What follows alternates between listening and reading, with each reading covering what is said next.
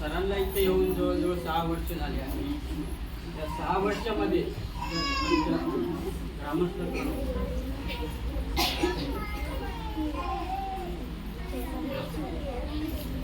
सर्वप्रथम मी ग्रामस्थांकडून माझ्याकडून म्हणजे 6 वर्षामध्ये जर सरांना कोणी चुकून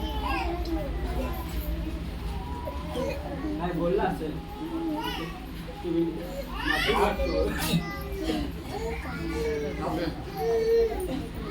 मंडळी कसं आहे या एक आनंदाचा अश्रू आहे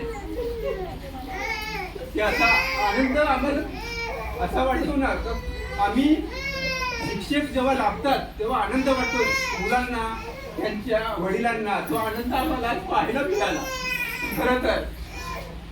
कारण आम्ही सुद्धा शाळा शिकलो त्याच्यामधून पण आम्हाला मिळाला परंतु त्याच्यानंतर आम्हाला पहिल्यांदा आमच्या जिल्हा परिषद शाळेवरती आनंद बघायला मिळाला. कारण आमचे मुलं सिसवली ग्रामस्थांची मुलं आमची मुलं सुद्धा त्या शाळेवरती येऊन चांगल्या पद्धतीने शिकले असे कधीच आपल्या गावाला तिथे लाभले नव्हते. म्हणून हा एक आनंदाचा अश्रू आहे. लहान मुलगा असो किंवा कोणी पण असो दादाशिवाय कधी हात मारले नाही.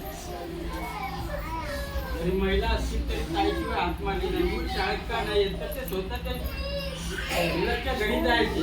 प्रत्येकाच्या सुखात कोणाच्या घरी काय झालं कोणी आजारी असले तर प्रत्येकाच्या घरी जायचे. मुलं काय येत नाही शेतावर गेले तर ते शेतावर जायचे मुलाला घेऊन यायचे. कारण आपलं मूल शिकला पाहिजे. सरांना मित्र कधी कधी पाणी पडायचं असं यावं कमी फोन करायचं तरी पण सर दहीगावला गाडी ठेवायची आणि आपले म्हणजे